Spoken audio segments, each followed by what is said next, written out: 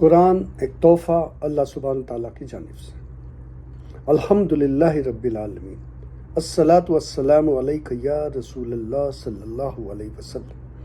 اعوذ باللہ من الشیطان الرجیم، بسم اللہ الرحمن الرحیم۔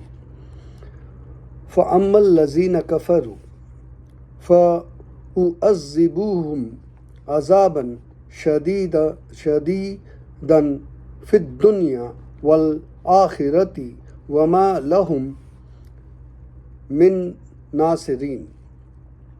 وَأَمَّا الَّذِينَ آمَنُوا وَعَمِلُوا الصَّالِحَاتِ فَيُوَفِّيهِمْ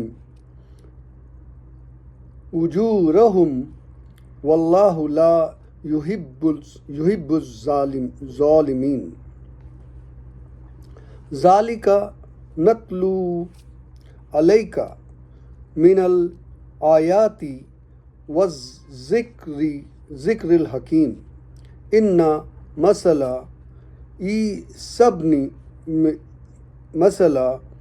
عِیسیٰ عِندَ اللَّهِ كَمَثَلِ آدَمَ خَلَقَهُ مِن تُرَابٍ ثُمَّ قَالَ لَهُ كُن فَيَكُونُ۔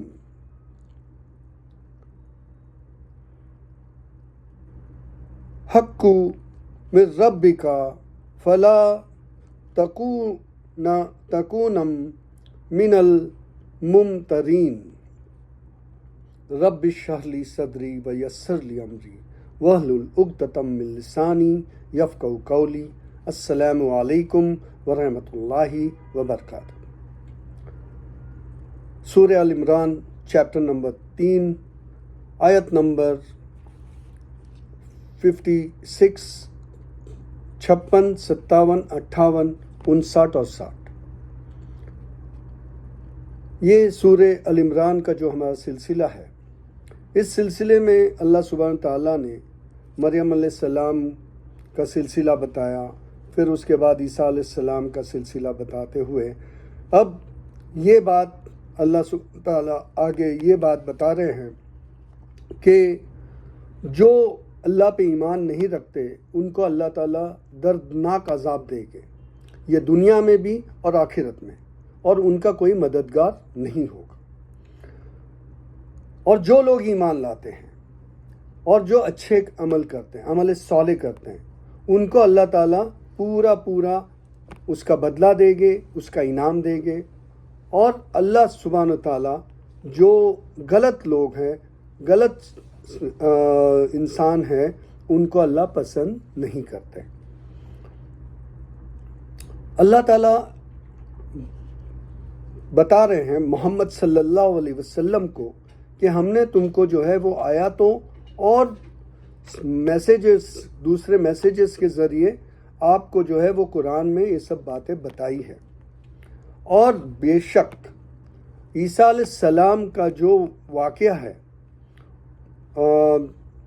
اللہ نے جو بتایا ہے وہ آدم علیہ السلام کی طرح ہے۔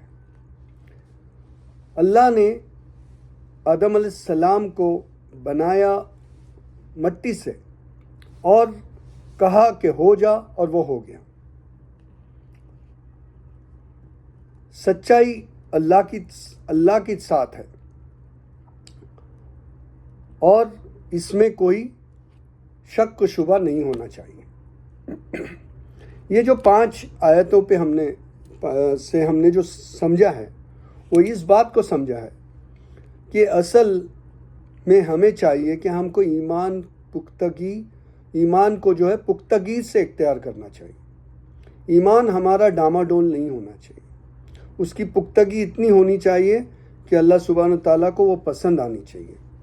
اب ہم ایمان میں ادھر کا ادھر کریں تو اللہ کو وہ پسند نہیں آئے گا۔ اس لیے اللہ تعالیٰ کہتے ہیں کہ جو لوگ مجھ پہ ایمان لائے میں ان کو پورا اجر دوں گا، اور میں ان لوگوں کو پسند نہیں کرتا جو غلط ہے۔ اور اللہ تعالیٰ اس کے برعکس یہ بھی کہتے ہیں کہ جو لوگوں نے مجھ پہ ایمان نہیں رکھا ہے میں اس کو دردناک سزا دوں گا اور اس کا کوئی مددگار نہیں ہوگا۔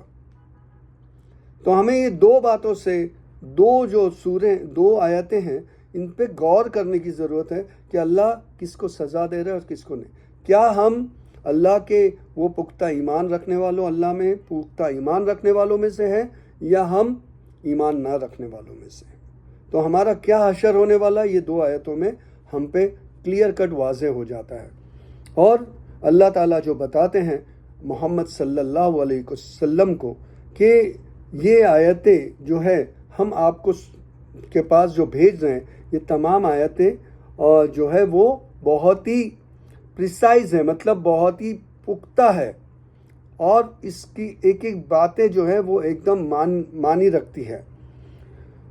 اور اللہ نے بتایا کہ بے شک اس میں کوئی شک نہیں ہے کہ جو میں حوالہ دے رہا ہوں یہ آپ کو عیسیٰ علیہ السلام کا، وہ بالکل آدم علیہ السلام کی طرح ہے، کیونکہ آدم علیہ السلام کو جب اللہ سبحانہ تعالیٰ نے پیدا کیا تو مٹی سے بنایا اور مٹی کو کہا کہ کن بی ہو تو ہو گیا۔ تو یہ چیز جو ہے جیسے عیسیٰ علیہ السلام پیدا ہوئے تو معجزہ سے پیدا ہوئے، تو اللہ تعالیٰ وہ اگزامپل بتا رہے ہیں، سملیرٹی ہے، میں مٹی سے بنا سکتا ہوں تو میں اور کوئی بھی طریقے سے بنا سکتا ہوں، کوئی بھی طریقے سے کسی کو دنیا میں لا سکتا ہوں۔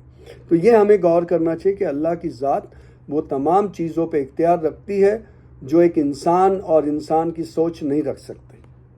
تو وہ اختیار پہ یقین رکھنا یہ ہمارے لیے امپورٹنٹ ہے، اور یہ حقیقت ہے، یہ دنیا میں ہم نے دیکھا ہے کہ یہ انسان کہاں سے آیا، کیسے آیا، یہ ہمیں سوچنا چاہیے ہر وقت، وہ پروسیس میں جانا چاہیے کہ پہلا انسان کیسے ہوا ہوگا۔ باقی انسان تو ہم سمجھ سکتے ہیں کہ نر اور مادے سے بنا، پر پہلا انسان کو کس نے بنایا؟ تو عیسیٰ علیہ السلام کی پیدائش پہ کوئی شک کرنے کی ضرورت نہیں ہے، یہ مدعا ہے سمجھنے کا، اور یہ سچائی ہے اللہ کی طرف سے، اور اس میں کوئی شبہ نہیں رہنا چاہیے۔ تو زندگی میں اللہ پہ یقین رکھو، اچھے سے جیو، اور یقین کے ساتھ ساتھ اپنے عمل، اپنے فرائض ادا کرتے جائیے۔ السلام علیکم ورحمۃ اللہ وبرکاتہ۔ تھینک یو، شکریہ، جزاک اللہ۔